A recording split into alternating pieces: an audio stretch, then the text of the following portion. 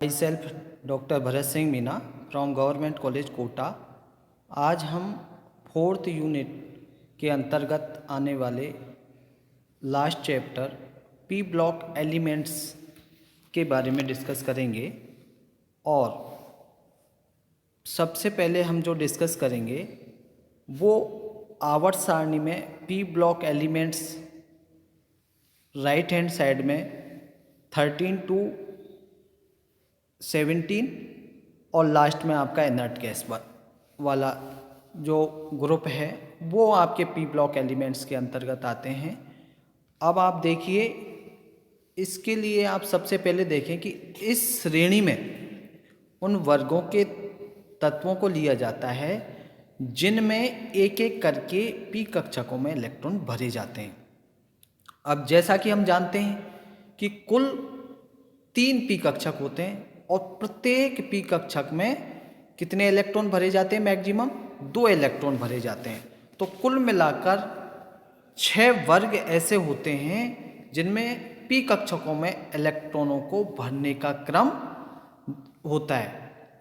6 वर्गों में से वर्ग 18 की जो उत्कृष्ट गैसें हैं को हम शून्य वर्ग में मानते हैं और वर्ग 13 to 17 तक के समस्त जो सदस्य हैं वो पी ब्लॉक के तत्व कहलाते हैं। और इनका जो सामान्य विन्यास है वो 1:2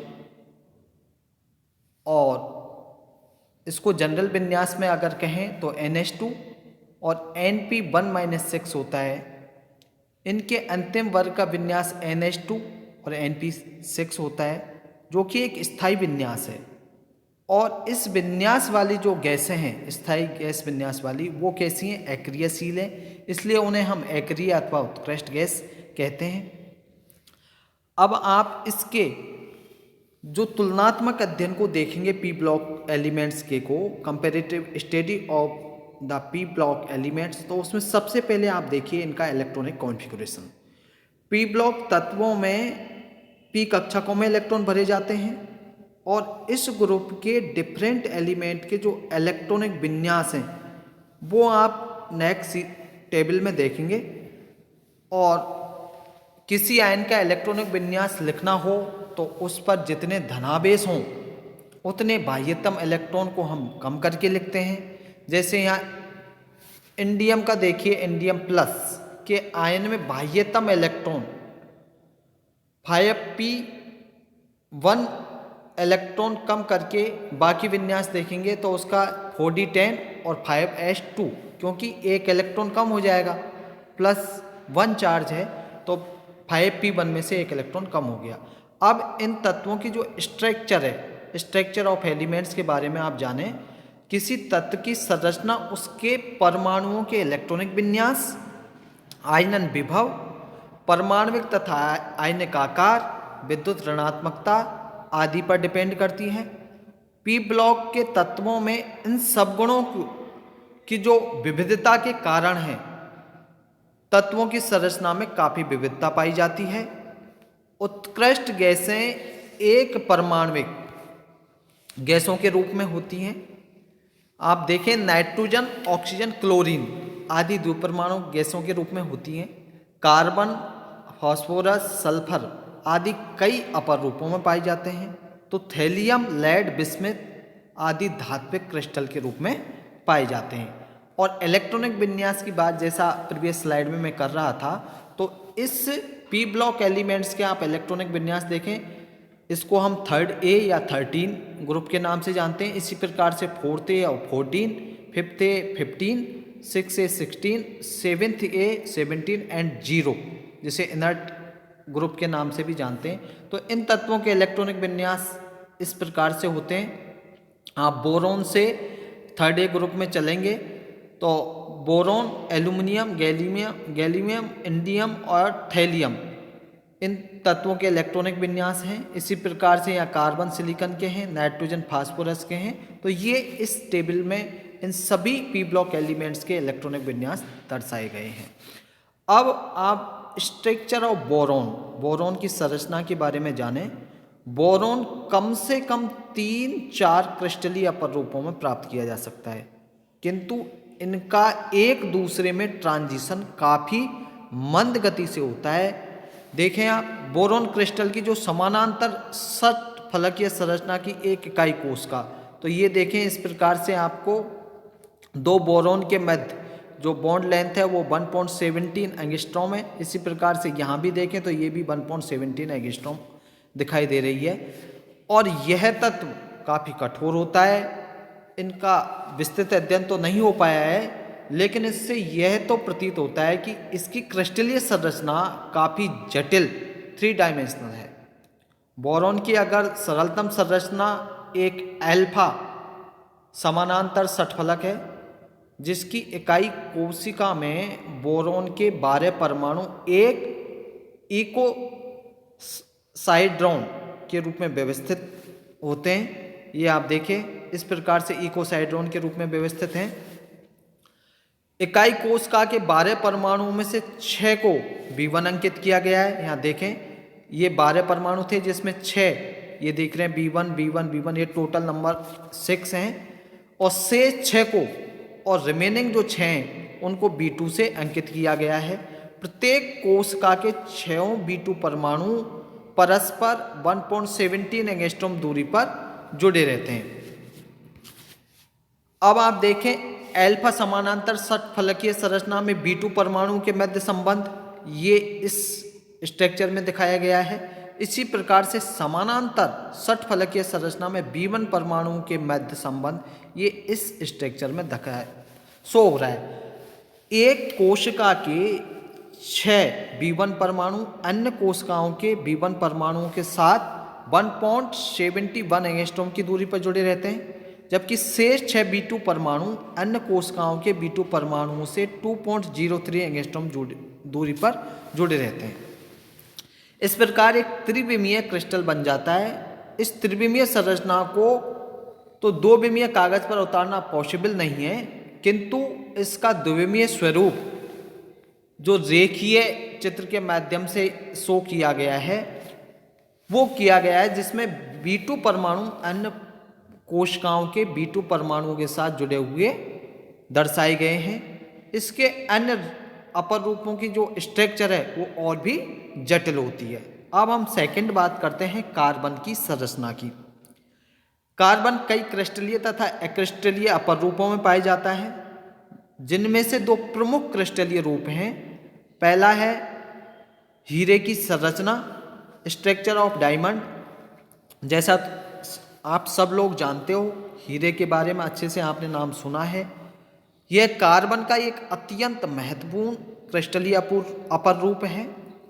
हीरे का अत्यधिक स्थायित्व, कम क्रियाशीलता, विद्युत की कुचालकता और अत्यधिक रूप से कठोरता, ये सब जो कैरेक्टर हैं उसकी स्पेसिफिक स्ट्रक्चर के कारण ही होते हैं। हीरे में समस्त कार्बन परमाणु sp3 हाइब्रिडाइज होते हैं और ये एक दूसरे के साथ चतुष्फलकीय आकार में जुड़े रहते हैं। आप देखिए ये हीरे की स्ट्रक्चर है, परमाणविक मॉडल, और ये इसका परमाणविक क्रिस्टल है। कार्बन कार्बन के मध्य की जो बंद दूरी होती है वो 1.54 एंगस्ट्रॉम होती है, और कार्बन कार्बन का जो sp3 सहसंयोजक बंध है वो अत्यधिक मजबूत होता है। उसी से हीरा अत्यंत स्थायी है। अत्यधिक मजबूत बंधों के द्वारा कई कार्बन परमाणु परस्पर गुथे रहते हैं। इसी कारण हीरा आपका अत्यंत कठोर होता है। कहीं कोई इलेक्ट्रॉन मुक्त नहीं है और न किसी इलेक्ट्रॉन के मुक्त होने की कोई पॉसिबिलिटी है। इसलिए हीरा विद्युत का कैसा होता है, ऊष्मा कहें, ऊष्मा व विद्युत दोनों का कुचालक होता है। सिलिकॉन, जर्मेनियम और टिन की संरचना भी हीरे जैसी ही होती है। अब बात करते हैं हम कार्बन का दूसरा जो अपर क्रिस्टलीय अपर रूप है वो है ग्रेफाइट की संरचना। यह भी कार्बन का एक अन्य महत्वपूर्ण क्रिस्टलीय अपर रूप है। ग्रेफाइट की संरचनाएं सतहों के रूप में होती हैं। कार्बन परमाणु षटभुजीय आकार की वलयों का जाल बना लेता है और इन जालों पर अन्य जाल सतहों के रूप में व्यवस्थित होते हैं। षटभुजीय वलयों में प्रत्येक कार्बन परमाणु sp2 संकृत अवस्था में 3 अन्य कार्बन परमाणु के साथ जुड़ा रहता है और 2 कार्बन परमाणु के मध्य की जो दूरी है वो 1.42 एंगस्ट्रॉम होती है। प्रत्येक कार्बन परमाणु के पास एक pz कक्षक बचा रहता है जिसके पास एक अयुग्मित इलेक्ट्रॉन होता है। pz कक्षक की जो लॉब है वो कार्बन के तल के ऊपर और एक लॉब तल के नीचे होती है। इस प्रकार षटभुजीय जाल के समस्त परमाणुओं के pz कक्षक जाल के तल के ऊपर व नीचे अभिविन्यासित होते हैं और चूंकि कई षटभुजीय जाल तहों के रूप में एक दूसरे के ऊपर व्यवस्थित होते हैं, किसी एक तह के pz कक्षक अपने से ऊपर और नीचे वाली तहों के pz कक्षकों के साथ आंशिक रूप से ओवरलैपिंग करके वीक बॉन्ड बना लेते हैं। 2 तहों के मध्य की जो दूरी है वो 3.40 एंगस्ट्रॉम होती है। आप देखें ग्रेफाइट की क्रिस्टल संरचना, परमाणविक मॉडल है ये, और ये आपका क्रिस्टलीय मॉडल है। इन संरचनाओं के आधार पर हम ग्रेफाइट के गुणों की व्याख्या कर सकते हैं, एक्सप्लेनेशन कर सकते हैं। इसकी संरचना तहों के रूप में होती है और जो सतहें हैं उनके मध्य बहुत ही दुर्बल बंध है, अतः ये सतहें थोड़ा सा बल लगाने पर एक दूसरे के ऊपर फिसल जाती हैं, इसलिए ये कैसा होता है, चिकना व मुलायम होता है। p इलेक्ट्रॉन 2 तहों के बीच में दुर्बल व आंशिक बंध बनाए हुए हैं, अर्थात ये इतने स्थान में मुक्त इलेक्ट्रॉनों की भांति व्यवहार करते हैं, इसलिए ग्रेफाइट ऊष्मा व विद्युत के सुचालक की भांति व्यवहार करता है। हीरे व ग्रेफाइट का आप तुलनात्मक स्टेबिलिटी देखेंगे, relative stability of diamond and graphite, तो देखें जनरल सिचुएशंस में हीरा व ग्रेफाइट दोनों ही कार्बन के अत्यंत स्थायी अपर रूप हैं। फिर भी इन 2 रूपों में हीरा कम स्थायी है, ऊर्जा का बहुत कम अंतर है। सामान्य दाब व कमरे के ताप पर ग्रेफाइट की जो संभवन ऊर्जा का मान है वो हीरे की तुलना में 1.9 किलो जूल प्रति मोल कम होता है। ग्रेफाइट की जो स्ट्रक्चर है वो परतयुक्त होती है। यदि इनका दाब बढ़ाया जाए तो ये परतें एक दूसरे के निकट आ जाती हैं, जिससे इनका स्थायित्व कम हो जाता है। उच्च दाब पर हीरा अधिक स्थायी होता है और 1600 डिग्री सेल्सियस ताप व अन्य उच्च दाब पर ग्रेफाइट को कृत्रिम हीरे में परिवर्तित किया जा सकता है। चूंकि सामान्य दाब व ताप की परिस्थितियों में ग्रेफाइट अधिक स्थायी है, पृथ्वी की सतह में ग्रेफाइट अधिक मात्रा में मिलता है और हीरा तो उसके साथ अशुद्ध के रूप में मिलता है।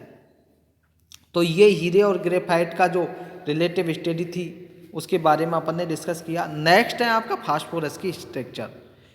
फास्फोरस के भी कई अपर रूप हमें ज्ञात हैं, जिनमें से प्रमुख 3 क्रिस्टलीय रूपों की संरचना की हम यहाँ पर विवेचना करेंगे। पहला है श्वेत फास्फोरस की संरचना। श्वेत फास्फोरस का अणु सूत्र होता है P4, जिसमें फास्फोरस के 4 परमाणु परस्पर चतुष्फलकीय आकृति में जुड़े रहते हैं और इनमें फास्फोरस बंध कोण 60 डिग्री और फास्फोरस बंध दूरी 2.21 एंगस्ट्रॉम होती है। यह अत्यंत क्रियाशील होता है। श्वेत फास्फोरस की संरचना आप देखें, ये श्वेत फास्फोरस की संरचना है जिसमें बॉन्ड एंगल 60 डिग्री और बॉन्ड लेंथ 2.21 एंगस्ट्रॉम है। नेक्स्ट है आपका रेड फास्फोरस। रेड फास्फोरस की जो स्ट्रक्चर है उसमें P4 चतुष्फलक परस्पर PP बंध द्वारा जुड़कर एक बहुलकीय श्रृंखला बनाते हैं। इसी कारण लाल फास्फोरस श्वेत फास्फोरस की तुलना में कम वाष्पशील व कम क्रियाशील होता है। ये लाल फास्फोरस की स्ट्रक्चर है। थर्ड है आपका स्ट्रक्चर ऑफ ब्लैक फास्फोरस, काले फास्फोरस की संरचना। यह ग्रेफाइट जैसा ही आपको प्रतीत होगा देखने में। ग्रेफाइट की भांति विद्युत का सुचालक है, परतीय संरचना युक्त होता है और प्रत्येक फास्फोरस परमाणु लगभग 100 डिग्री के कोण पर 3 अन्य फास्फोरस के परमाणुओं के साथ जुड़ा रहता है। तो ये काले फास्फोरस की संरचना इस प्रकार से आपको दिखाई दे रही है।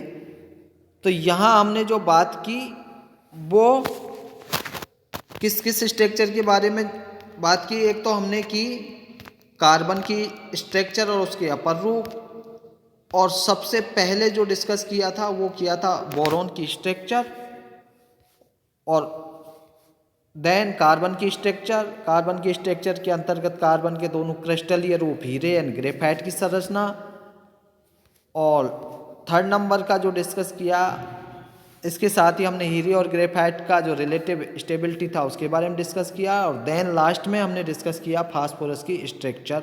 और फास्फोरस की स्ट्रक्चर के जो अपर रूप हमें प्रमुख रूप से 3 क्रिस्टलीय रूपों में उनकी संरचना के बारे में जाना।